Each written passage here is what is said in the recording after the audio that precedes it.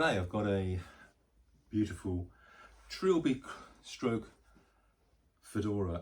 The reason why I say it's trilby stroke fedora is that it's right on the edge of where we call a trilby and where we start to call it a fedora. It's about a 6.5 centimetre brim. Now this one is made of Fepsa felt. As most of you know, I use Fepsa felts on a regular basis.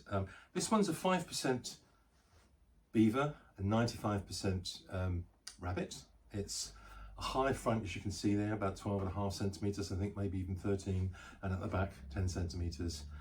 It's on a regular flange that I use for this size of brim to bring up the brim shape. It's got a nice 15mm grey, silver grey trim on the brim and a 38mm trim on the crown with a nice bow there that you can see. Inside we've got one of my standard linings, so with our bird logo there and a very nice blue paisley actually. So this one is a bit of fun. It's probably a 1930s, 1940s style of hat that I like, and it's light enough, about 170 grams I think it is.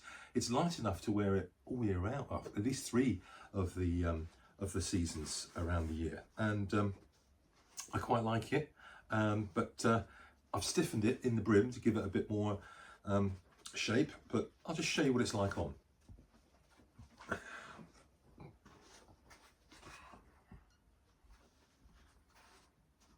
So there we are, a very nice looking fedora, and that's now up for sale.